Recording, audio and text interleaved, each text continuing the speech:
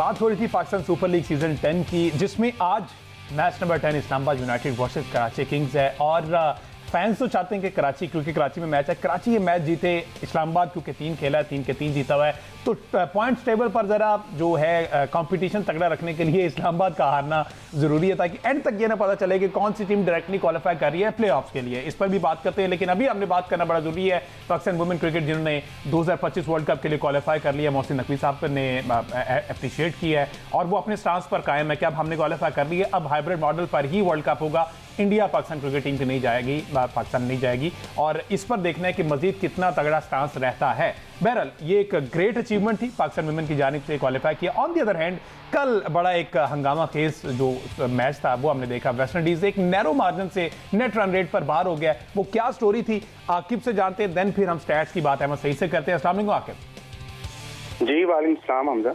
आपकी पूरा टूर्नामेंट आपने कवर किया। पाकिस्तान टीम 5 मैच खेली, 5 के 5 जीती। पहले तो इनकी बात कर दी जाए, ये 5 क्या टीम मैनेजमेंट चेंज हुई है या फिर लड़कियों में कोई अलग ही कॉन्फिडेंस नजर आया कि वो किसी को खातिर में लाई नहीं। इवन वेस्ट इंडीज जैसी जायंट टीम, बांग्लादेश जैसी जायंट टीम, इवन जो फीमेल क्रिकेट में तो बांग्लादेश जायंट टीम समझी जाती है। देखिए हमजा, जो हमारी मेंस क्रिकेट टीम ने पिछले 2 महीनों में गोल खिलाए हैं, उसका सारा जो है अफसुर्दगी और जो है नाखुशी, वो सारी वुमेन्स क्रिकेट ने पूरी की है। इसमें कोई किसी किस्म की चेंज नहीं, सिर्फ जस्ट मोहम्मद वसीम को लेके आए, अब्दुल रहमान को जो है वो बॉलिंग कोच रखा, जुनैद खान को फास्ट बॉलिंग कोच रखा। इससे पहले आज तक हमने कभी नहीं देखा कि वुमेन्स टीम का इतना लंबा कैंप लगा हो। इस टूर्नामेंट से पहले 10 रोज वो मुसलसल गनी इंस्टीट्यूट ऑफ क्रिकेट में उनका 10 रोज कैंप लगा, उसके बाद इनका LCC में कैंप लगा, तो भरपूर किस्म की प्रैक्टिस थी। और सबसे बढ़कर ये और सबसे जो हैरानकुन बात थी हमारे लिए कि जितना टीम जेल होके खेली है वो नाकाबिले यकीन था। इवन जब सिलेक्शन कमेटी ने टीम के ऐलान किया तो सीनियर क्रिकेटर निदा डार को बाहर करने पर काफी तनकीद की जा रही थी कि निदा डार एक सीनियर क्रिकेटर हैं और जो इसमें ICC world cup qualifying round में उनको बाहर करना बड़ा हैरानकुन हो सकता है, लेकिन इतना का कुछ भी नहीं। और जो नौजवान क्रिकेटर्स थी, जिसमें स्पेशली में जो कप्तान है फातिमा सना, उनका अगर नाम ना लूं तो ज्यादा हो कि जिस तरह उन्होंने टीम को लीड किया with the batting, with the bowling, और ऑन फील्ड उन्होंने जिस तरह पोजीशन संभाली वो बेहतरीन था, जबरदस्त था। वहां पर जिस तरह उन्होंने फील्डिंग पोजीशंस की बॉलर के हिसाब से, और फिर जो उनकी स्पिनर सादिया इकबाल जो T20 की नंबर 1 स्पिनर है हमारी, उन्होंने जिस तरह शानदार बॉलिंग की, नशरा सिंधु ने शानदार बॉलिंग की, ओवरऑल टीम परफॉर्मेंस बड़ी शानदार थी। और आलिया रियाज जो कि सीनियर क्रिकेटर हैं, उनका फॉर्म में आना बड़ा शानदार था। कल जिसने आपने भी बात की, कल जो आखिरी रोज था बेसिकली वो बड़ा जानदार और बड़ा ही शानदार था। इवन हम जब बैठे हुए थे तो जर्नलिस्ट यही बात कर रहे थे कि हमें चैंपियंस ट्रॉफी कवर करने में इतना मजा नहीं आया जितना ये वुमेन्स क्वालिफाइड कवर करने में मजा आया। कल LCC में मैच था पाकिस्तान और बांग्लादेश का।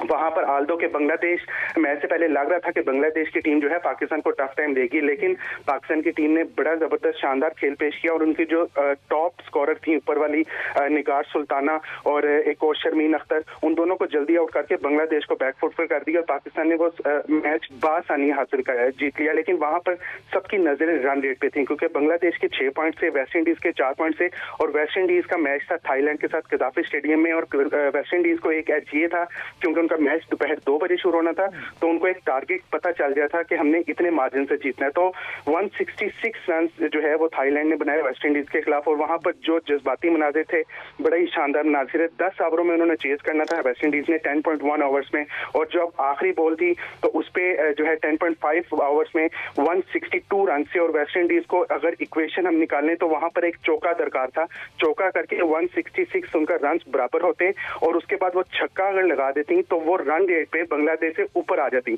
लेकिन वहां पर यह हुआ कि 162 रन जब थे तो स्टेफनी टेलर ने छक्का मार दिया और मैच जीत गए, और उसके बाद वेस्ट इंडीज की कैंप में एकदम जश्न हो गया। लेकिन जब वो पेपर निकला जेब से हेली मैथ्यूज की और अंपायर की जेब से पेपर निकला तो इक्वेशन वेस्ट इंडीज के खिलाफ हो गई, और वो जो जीत का मजा था, जीत का नशा था, वो एक ही सेकंड में उतर गया। और वेस्ट इंडीज की टीम वहीं पर बैठ के जो है वो जोरों कतार किस्म के रोना शुरू हो गई। तकरीबन 1 घंटा वेस्ट इंडीज की जो खवातीन क्रिकेटर्स हैं वो ग्राउंड के अंदर बैठ के उस ड्रामा में चली गई कि हमारे साथ हुआ क्या है। हालांकि जब वो छक्का लगा तो उस वक्त उनको उनको यही लगा कि वो जीत गई, लेकिन मैं समझता हूँ शायद कहीं मिस कैलकुलेशन हो गई, मिस जो है वो मैनेजमेंट की तरफ से अगर उनको बता दिया जाता कि यहाँ पर हमें चौका दरकार है, वो पेपर जो है जो एंड टाइम पे निकला वो अगर थोड़ा पहले निकल आता तो वेस्ट इंडीज की टीम यकीनन क्वालिफाई कर जाती। लेकिन एक बड़ा शानदार टूर्नामेंट था 15 रोज का। पाकिस्तान टीम की बात करें तो बड़ी शानदार परफॉर्मेंस थी, नाकाबिले यकीन परफॉर्मेंस थी। किसी को यकीन नहीं था कि पाकिस्तान मुसलसल 5 वनडे मैचेस जीतेगी, और तारीख में पहली दफा ये हुआ है कि पाकिस्तान 5 मुसलसल वनडे मैचेस जीता है। इसमें बांग्लादेश को भी हमने हराया, वेस्ट इंडीज को भी हराया, स्कॉटलैंड को, आयरलैंड को, थाईलैंड को, तो बड़ी शानदार परफॉर्मेंस थी। उसके बाद चेयरमैन पीसीबी मोहसिन नकवी साहब भी जो है वो भी मार्केट में आ गए। आपको पता है 2 महीने जिस तरह हमारी मेंस क्रिकेट ने परफॉर्मेंस दी है, उसके बाद से चेयरमैन पीसीबी मोहसिन नकवी जरा मीडिया से कतराई रहे हैं, लेकिन कल जैसे ही पाकिस्तान की टीम जीती तो वैसे ही वो मीडिया के सामने आ गए और उन्होंने हमसे बातचीत भी की। उन्होंने कहा जी हम इनके लिए इनाम का ऐलान करेंगे, और कई मायनी खेज बातें कर दी पाकिस्तान मेंस क्रिकेट के हवाले से भी। उनसे सवाल हुआ रिजवान के हवाले से कि रिजवान जो है बड़े आजकल गुस्से में नजर आ रहे हैं, प्रेस कॉन्फ्रेंस में कह रहे हैं कि मेरे हाथ में कुछ नहीं है, तो उसका उन्होंने जवाब देना पसंद नहीं किया। लेकिन एक बात उन्होंने बड़ी वाज़ेह अंदाज में इंडिया को क्लियर कर दी कि ये हाइब्रिड मॉडल जो 3 साल का एग्रीमेंट हुआ है उसी के मुताबिक 2025 का वर्ल्ड कप जो इंडिया में शेड्यूल है 29 सितंबर से लेकर 26 अक्टूबर तक, वो अब हाइब्रिड मॉडल के तहत ही होगा। अभी आईसीसी और जो मेजबान मुल्क है बीसीसीआई, उन दोनों ने डिसाइड करना है कि क्या ये मैचेस पाकिस्तान के श्रीलंका में होंगे या दुबई में होंगे। मोस्ट प्रोबेबली ज्यादा चांसेस है कि मैचेस जो हैं वो दुबई में करवाए जाएं, क्योंकि उससे पहले एशिया कप है पार्लियामेंट्स का, तो उसमें पाकिस्तान के मैचेस श्रीलंका में करवाए जाने का इम्कान है। तो ये सिनेरियो है। एक पाकिस्तान वुमेन्स टीम ने जो क्रिकेट शायकीन नाराज थे उनको किसी हद तक जो है खुश किया है, और एकदम अब हर कोई जो है वुमेन्स क्रिकेट पर बात करना शुरू हो गया, जो कि एक अच्छा और बड़ा अच्छा जो है वो जेस्चर है पाकिस्तान क्रिकेट के लिए।